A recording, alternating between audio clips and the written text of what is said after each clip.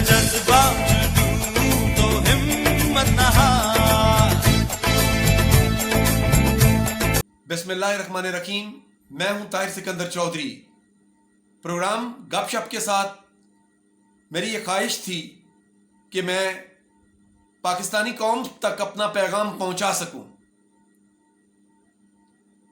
Round about 36 years social sector کے اندر اور political sector کے اندر مجھے سرو کرنے کا موقع ملا ہے، اور میرے جتنے تجربات ہیں وہ تھیوری فرضی کہانیوں پر مبنی نہیں، وہ عملی تجربات پر مبنی ہے۔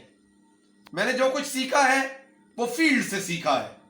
مجھے کسی استاد نے کوئی علم ڈونیٹ نہیں کیا، اور انہی تجربات کی بنیاد پر میں اپنی بات آپ تک پہنچانا چاہتا ہوں۔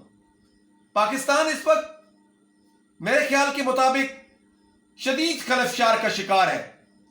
یہاں معاشی بدحالی ہے، اور یہاں جو موجودہ حکمران ہیں جناب عزت مآب وزیر اعظم پاکستان عمران خان، جو تبدیلی کا نعرہ لگا کر اس ملک میں تشریف لائے تھے، اور اب ان کا مڈ ٹائم ختم ہونے والا ہے، 2.5 ایئرز کے قریب ہے ان کا دور اقتدار۔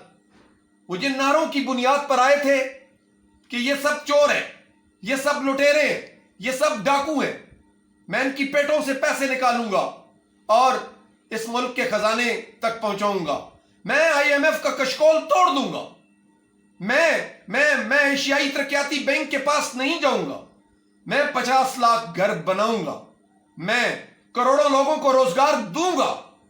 لیکن جناب وزیر اعظم صاحب عزت مآب والی مدینہ الثانی، میں آپ سے کیا یہ پوچھنے کا حق رکھتا ہوں بحیثیت پاکستانی کہ کہاں ہے وہ 50 لاکھ میں سے 10,000 گھر ہی کہیں مجھے دکھا دیں؟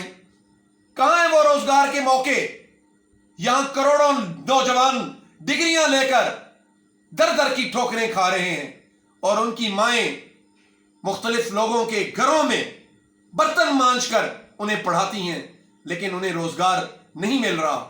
کہاں گئے وہ نعرے جب آپ کہتے تھے کہ یہاں تو بیرون ملک سے لوگ روزگار کے حصول کے لیے آئیں گے؟ یہاں بیرون ملک کو تو چھوڑو، اندرون ملک کے لوگ نوکری نوکری نوکری کا سوال منہ پہ دہرا رہے ہیں، اور کوئی ان کا پرسان حال نہیں۔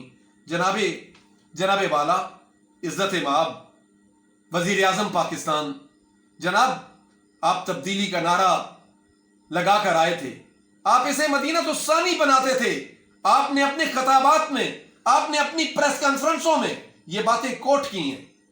انہوں نے تبدیلی لانی تھی جو مختلف جماعتوں کا کچرا، مختلف جماعتوں کا گند، مفاد پرست ابن الوقت لوٹے لفافے آپ نے اکٹھے کیے، یہ تبدیلی لائیں گے؟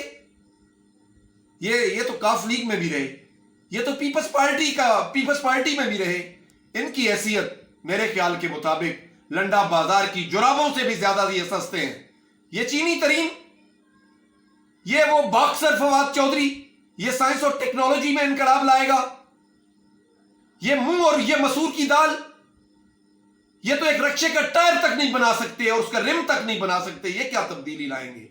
جناب سب نے لوٹا ہے اس ملک کو 75 سال میں، کسی نے کوئی کسر نہیں چھوڑی اس ملک کو لوٹنے میں۔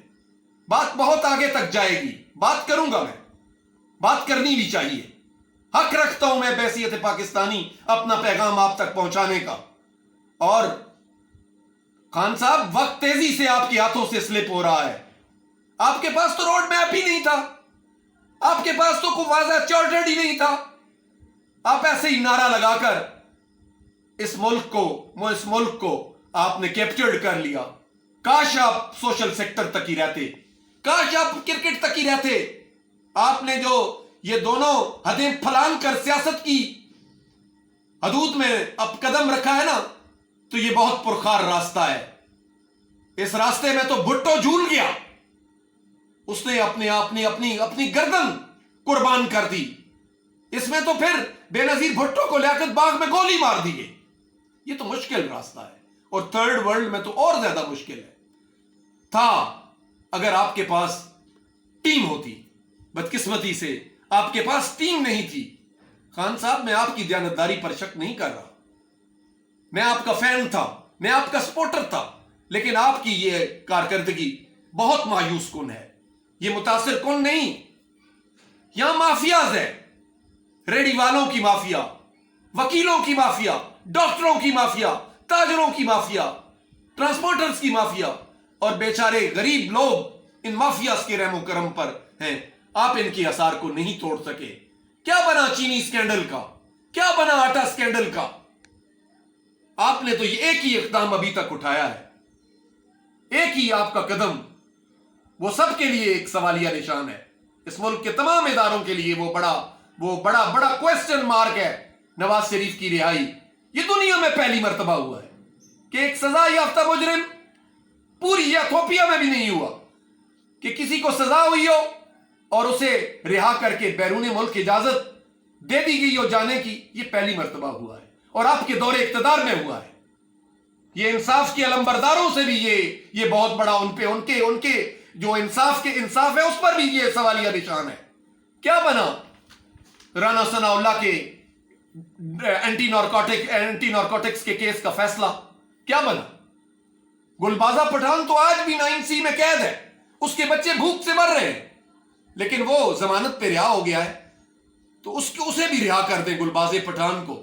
وہ تو معمولی منشیات فروش تھا, پہلے پولیس کے ساتھ مل کر کام کرتا تھا, پولیس کے لیے ٹوٹی مخبری سارے کام کرتا تھا. اسے بھی رہا کر دیں. یہ ہوا ہے آپ کے دور کے اندر انصاف. اور نیب کی کارکردگی بھی بدتر ہے. وہ لوگ ضمانتوں پہ رہا ہو جاتے ہیں, آپ کہیں گے کہ قانون ایسا ہے. قانون کس نے بنانا تھا؟ آسمان سے اترے ہوئے فرشتوں نے بنانا تھا, آپ نے بنانا تھا, اور وہ کام آپ سے نہیں ہو سکا. پلوں کے نیچے سے پانی بہ رہا ہے, حالات کی سنگینی کا ادراک کسی کو بھی نہیں کہ حالات کتنی تیزی سے خرابی کی جانب رواں دواں ہیں. آئیں, پاکستانی عوام ہی ہے جو جدوجہد کر سکتی ہے, جو اس ساری صورتحال کو بدل سکتی ہے. اگر میرا پیغام اس قابل آپ سمجھتے ہیں تو اسے ضرور شیئر کیجئے گا. اگر یہ اس قابل نہیں ہے تو اسے کچرا دان میں ڈال دیجئے گا. یہاں کتنی بڑی بڑی باتیں کچروں کی نظر ہوئی ہیں. تو اسی کے ساتھ میں آپ سے اجازت چاہتا ہوں. انشاءاللہ اگلے ایپیسوڈ کے ساتھ پھر ملیں گے. اسے سبسکرائب کیجئے گا اور اسے زیادہ سے زیادہ میرے پیغام کو پھیلائیے گا. السلام علیکم ورحمۃ اللہ وبرکاتہ.